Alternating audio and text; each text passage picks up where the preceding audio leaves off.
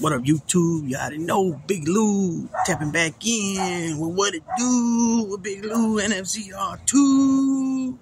Baby. So as you can tell from that thumbnail, the Matrix, Lomachenko defeated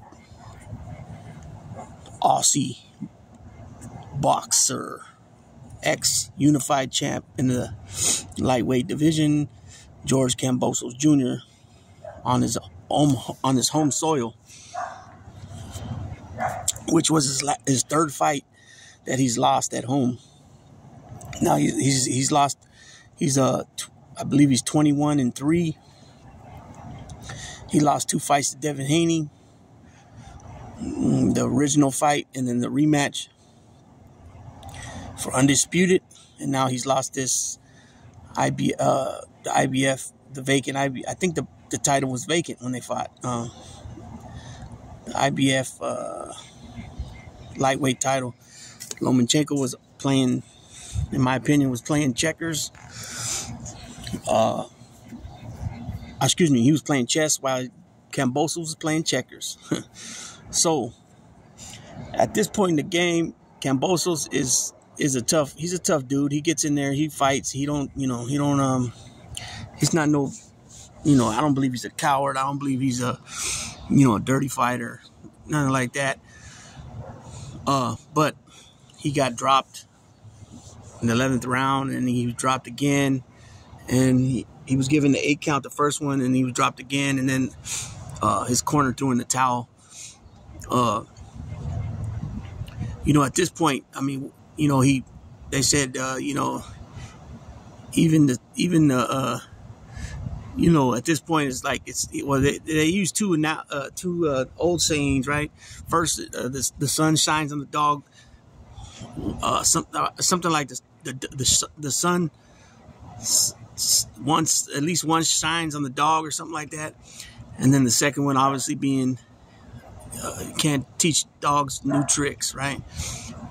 Meaning that Kambosos needs to get back in the gym, needs to retool his arsenal, his game plan. And when it comes to that, when you need to retool, that means you need to move on from your current trainers and stuff, which is, I believe, his dad's his trainer.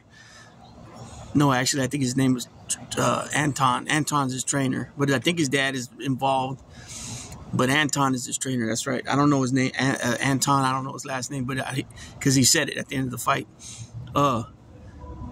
He got that win against Teofimo Lopez, which we know from the reports that Teofimo had a messed up.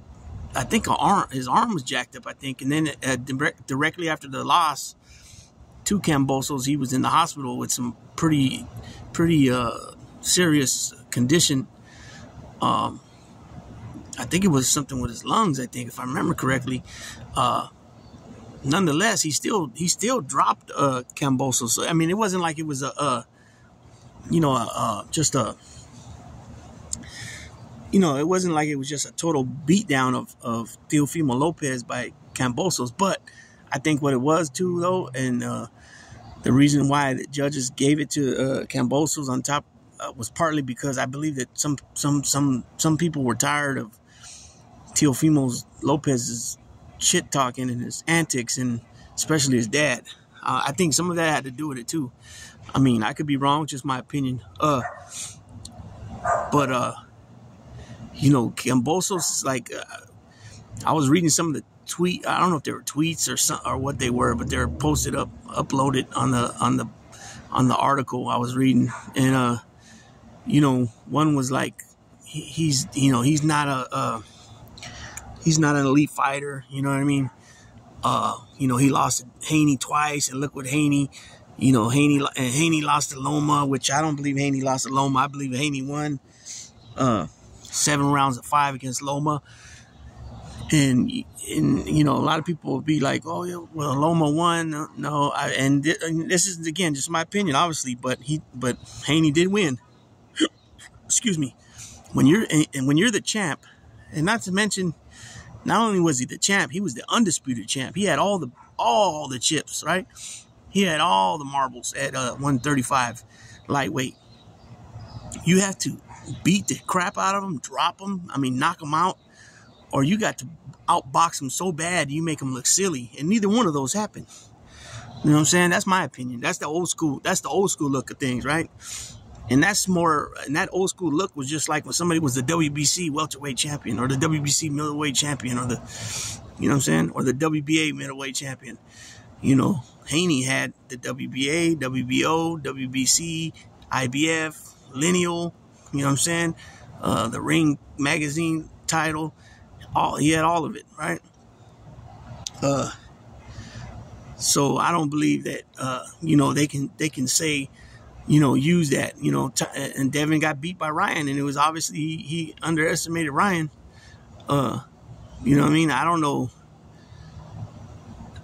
really, if, you know, if these PEDs really have you know, because he tested dirty, you know, if they really have an effect on, you know, your in-ring ability. I don't, you know what I mean? We know Ryan got knockout power. He's showed it. He's already, you know, regardless of the caliber of fighters at the time, you know, he still was knocking out, I think he has 20, what does he have, 24 fights, and he's like, 20 of them are knockouts, something like that, you know, so I don't think you can go on that about, I don't think you can go about on, you know, look at that like that, you know, and David Haney's, you know, they're already making it sound like he ain't got nothing coming no more. He's lost now. He only got one loss. You know what I'm saying? But we'll see what happens from here. Lomachenko now, he's again a world champion, 3-division world champion. You know, he's 35, I think he is 36, 35, 36, 37, something like that. So he ain't got a whole lot more to go, but. I will say this: he did look, compared to how he looked against Haney, in my opinion, his fight with Kambosos looked like the Lomachenko of old. You know, the Lomachenko we seen become a world champion. You know, within his first 4 or 5 fights, whatever it was. You know, so you know they're going. You know, he wants to get back and hang out with his family, and you know they got what's going on over there in Ukraine, you know what I'm saying, with the Russians and Ukraine thing too. So, you know, that's always got to be weighing on his mind, right, too, as well. So we'll see what happens, man. You know, we got Shakur Stevenson saying that he's being blocked from fighting Lomachenko, and you know, and it should be easy to make the fight because they're both from top rank.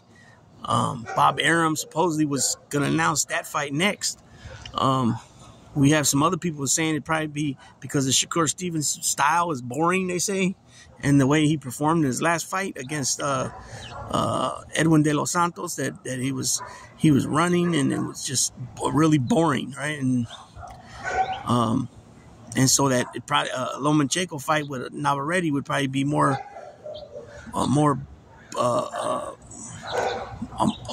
a tune that the fans would like better. You know what I'm saying? A matchup, I should say.